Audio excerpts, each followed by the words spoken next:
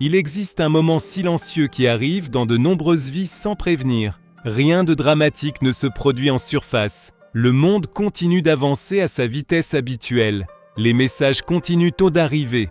Le travail continue d'exiger de l'attention. Les gens continuent de rire, de se plaindre et de faire des projets pour l'avenir. Et pourtant, à l'intérieur, quelque chose change. Une personne commence à remarquer un schéma qu'elle ne peut plus ignorer. Non pas un échec unique, mais une répétition de petits commencements inachevés.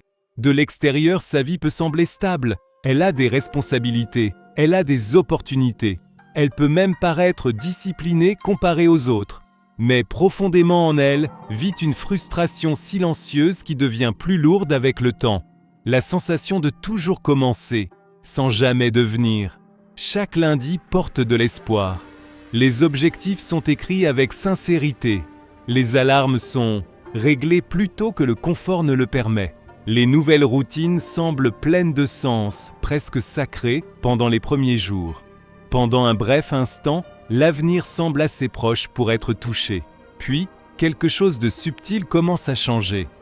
L'énergie s'adoucit, la motivation négocie, les excuses deviennent raisonnables. Pas des excuses dramatiques, de petites excuses logiques. Le genre d'excuses qui semblent assez intelligentes pour être crues. Tu t'es réveillé tard parce que tu avais besoin de repos. Tu as sauté l'entraînement parce qu'aujourd'hui était exceptionnellement stressant. Tu recommenceras demain, correctement cette fois. Et, ainsi, l'effondrement silencieux revient. À la fin de la semaine, la promesse réapparaît, familière et réconfortante. La prochaine fois sera différente. Mais la prochaine fois l'est rarement. Cette histoire appartient à quelqu'un pris dans cette boucle invisible. Quelqu'un d'assez intelligent pour comprendre le problème, mais incapable de s'en échapper. Son nom n'a pas d'importance, parce que son expérience est douloureusement commune. Il était capable, il apprenait vite, il était respecté au travail. Rien, dans sa vie extérieure, ne suggérait une faiblesse. Et pourtant, une vérité privée le suivait partout. Il ne pouvait rester constant dans quoi que ce soit qui comptait vraiment. L'exercice durait quelques jours ou quelques semaines, jamais des mois. La méditation semblait pleine de sens, mais disparaissait tout aussi vite. Les livres étaient achetés avec enthousiasme et abandonnés sans souvenir. Chaque tentative se terminait de la même manière, non pas par une décision dramatique d'abandonner, mais par un lent effacement de l'intention. Il chercha des solutions là où la plupart des gens cherchent. Système de productivité, application de suivi, structure de récompense, défi public. Chaque nouvelle méthode créait une énergie temporaire. Chacune finissait par échouer. Au début, il crut manquer de discipline. Plus tard, il se demanda s'il manquait simplement de motivation. Finalement, une pensée plus inconfortable apparut. Et si le problème était plus profond que l'effort? Cette question resta avec lui plus longtemps que les autres. Un soir, en lisant sur la vie monastique, il rencontra un détail qui lui sembla presque irréel. Dans certaines communautés spirituelles, les gens répètent les mêmes pratiques simples chaque jour, non pas pendant des semaines, non pas pendant des mois, mais pendant des années qui deviennent silencieusement des décennies. Aucune variation dramatique, aucune dépendance à l'humeur, aucune attente d'inspiration, juste la continuité. L'idée le troubla légèrement, parce que la seule chose qu'il n'avait jamais maîtrisée était précisément cela, continuer sans interruption. Il pouvait travailler intensément pendant de courtes périodes. Il pouvait ressentir de puissants élans de détermination, mais il ne pouvait pas maintenir une direction une fois l'émotion disparue. Alors une nouvelle question se forma, plus précise que les autres. Comment certaines personnes suppriment-elles la possibilité de s'arrêter? Au début, il revint à l'explication habituelle, la volonté. Mais plus il observait des individus disciplinés, moins cette réponse lui semblait convaincante. Il n'avait même pas l'air tendu. Ils ne semblaient ce n'est pas enfermés dans des batailles quotidiennes contre eux-mêmes. Leur routine paraissait calme, presque ordinaire, comme si leurs actions demandaient moins d'énergie et non plus. Cela le troubla, parce que dans sa propre expérience, la discipline ressemblait toujours à une résistance, une poussée constante contre le confort, la distraction et la fatigue. Et pourtant, ces personnes semblaient avancer sans lutte, visible. Lentement, une réalisation inconnue émergea. Peut-être que la constance n'est pas créée en forçant le comportement. Peut-être qu'elle est créée en changeant l'identité. Cette pensée lui sembla à la fois simple et dangereuse. Si le comportement vient de l'identité, alors améliorer les habitudes ne suffit pas. Quelque chose de plus fondamental doit changer. Il commença à voir la différence partout.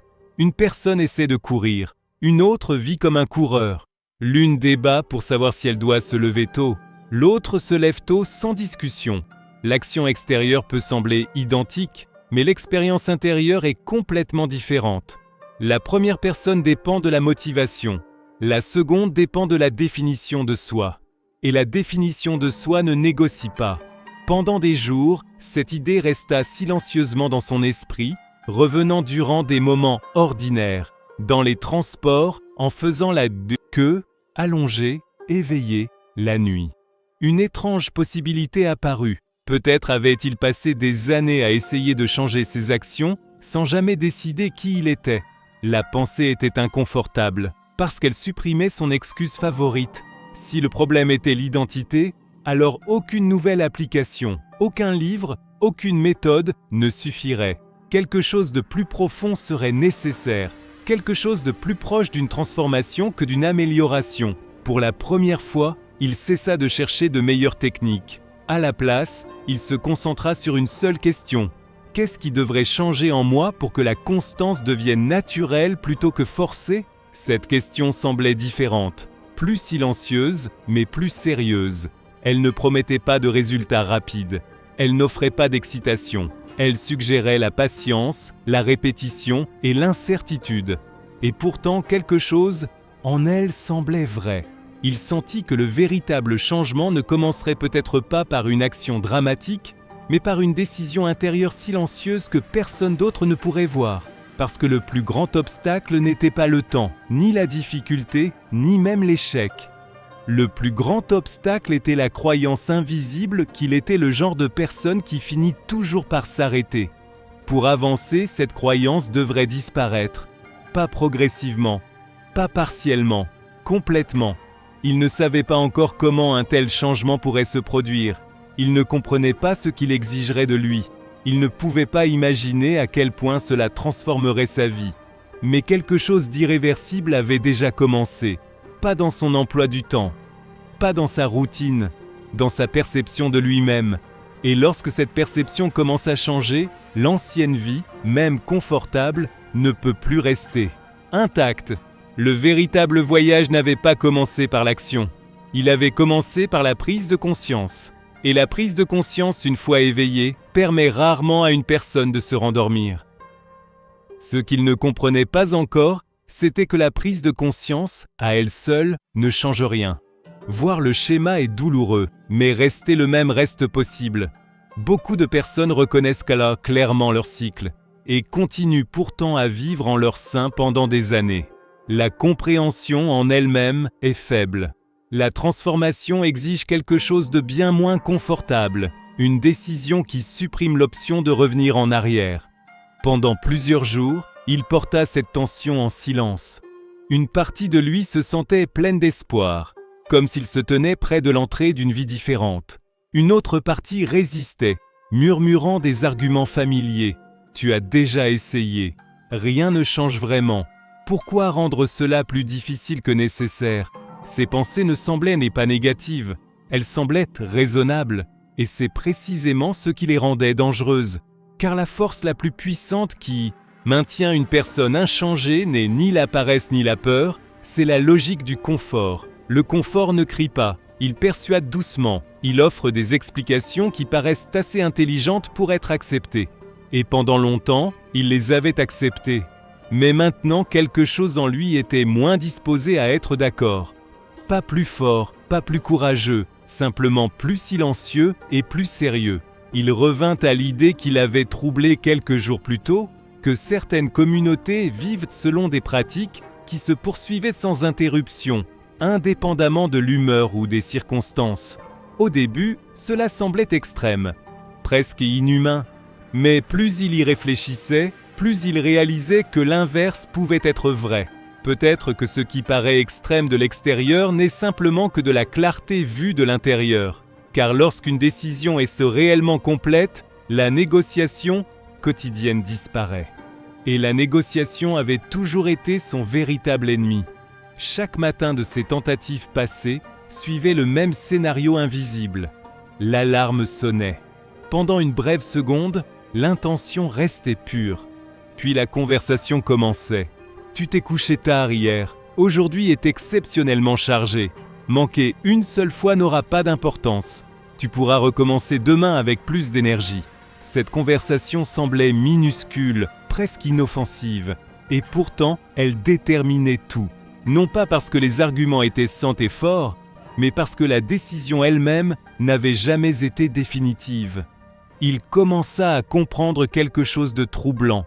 Tant qu'un choix peut être reconsidéré, il finira par être abandonné. La véritable constance pourrait exiger quelque chose de différent, non pas une motivation plus forte, mais l'irréversibilité. L'idée l'effraya légèrement. Les cautions sont les citésans. Décisions irréversibles paraissent dangereuses parce qu'elles retirent la liberté à court terme. Mais elles peuvent donc créer une liberté plus profonde ensuite. La liberté d'être libéré du débat intérieur sans fin. Pour la première fois, il se demanda ce qui se passerait s'il cessait de traiter le changement comme une expérience et le considérait plutôt comme un engagement impossible à annuler discrètement. Cette pensée resta avec lui tard dans la nuit. Il réalisa que la plupart de ses objectifs précédents étaient privés, cachés, faciles à abandonner sans conséquence. S'il échouait, personne ne le savait vraiment. Et si personne ne le savait, son identité restait intacte. L'échec demeurait temporaire. Le confort restait disponible. Mais si l'inverse était vrai, et si le changement exigeait de la visibilité, non pas pour attirer l'attention, non pas pour obtenir de l'approbation, mais pour rendre la retraite émotionnellement coûteuse.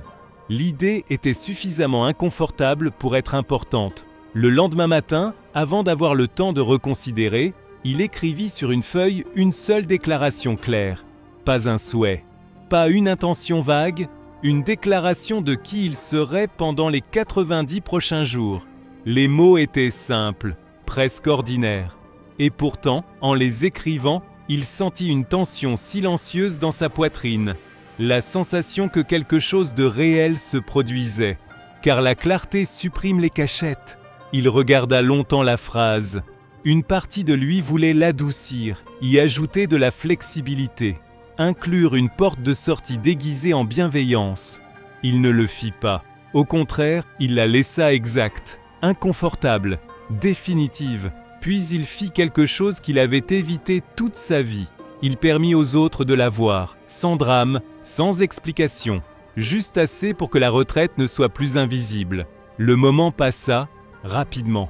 Pas de tonnerre, pas de transformation soudaine.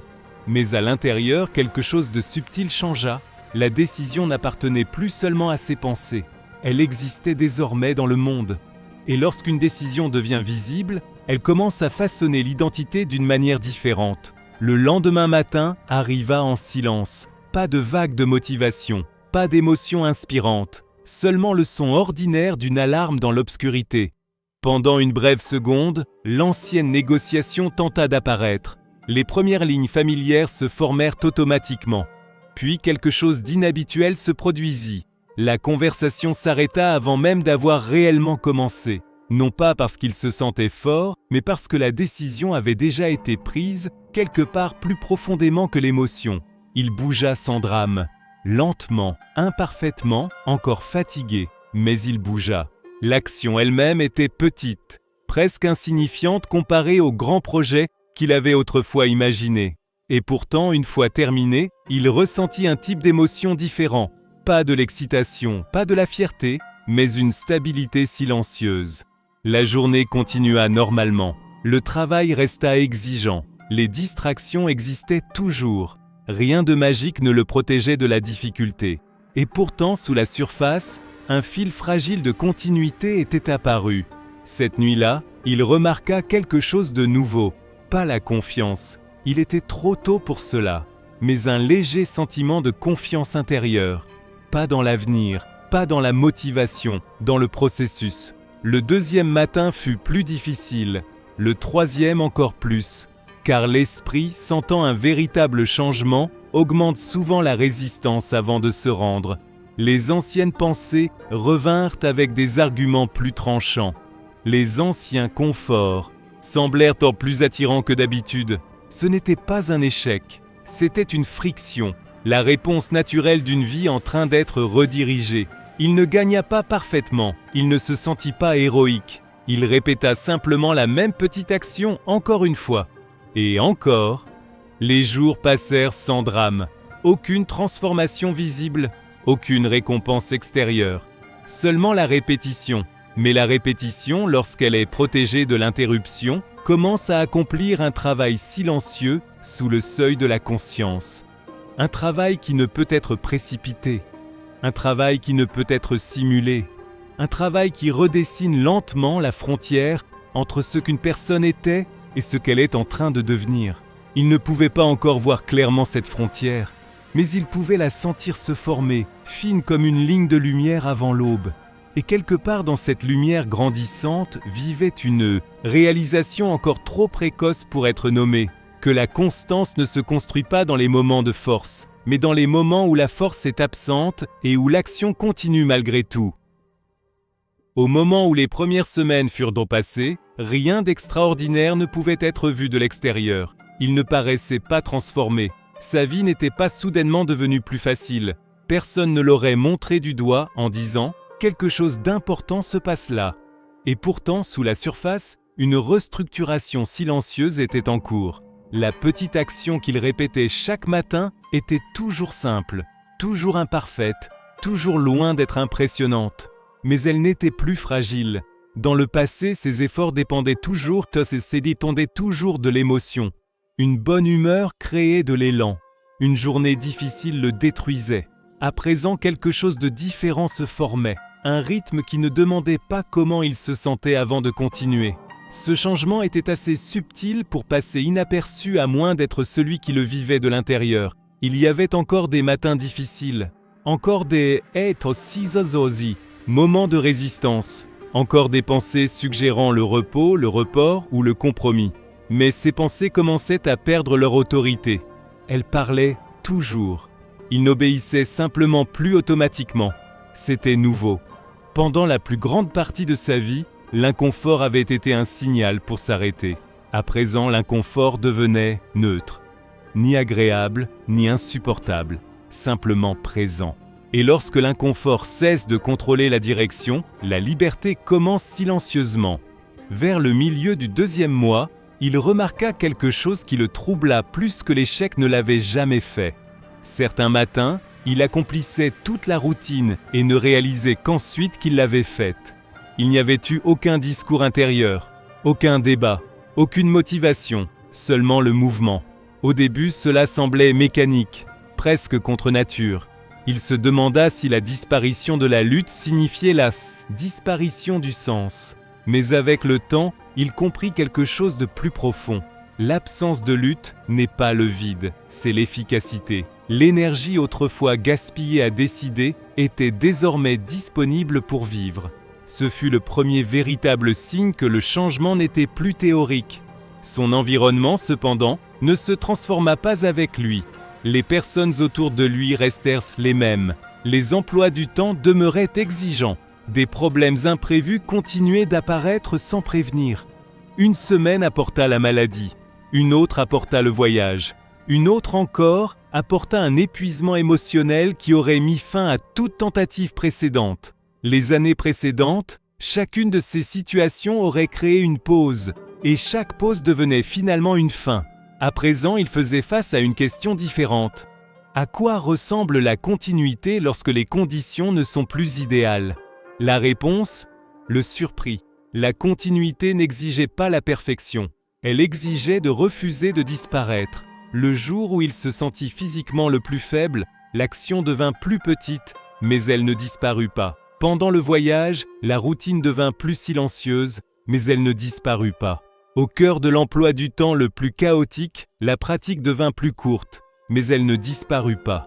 Pour la première fois de sa vie, la difficulté changeait la forme de son effort sans en arrêter l'existence. Cette distinction changea tout, car l'arrêt n'avait jamais été causé par la seule difficulté. Il avait été causé par la croyance qu'un effort imparfait était inutile. À présent, il apprenait la vérité inverse. La continuité imparfaite est infiniment plus forte que l'interruption parfaite. Cette réalisation ne semblait pas dramatique. Elle semblait stable, ancrée, réelle. Et la réalité, contrairement à la motivation, ne disparaît pas du jour au lendemain. Quelque part vers la fin du 3e mois, un autre changement se produisit, si silencieux qu'il faillit ne pas le remarquer. Il cessa de penser au cap des 90 jours. Au début, ce nombre lui avait paru important, une ligne d'arrivée, une preuve de changement. La preuve que cette fois, c'était différent. Mais maintenant, ce nombre comptait moins, parce que la routine n'était plus un défi à terminer.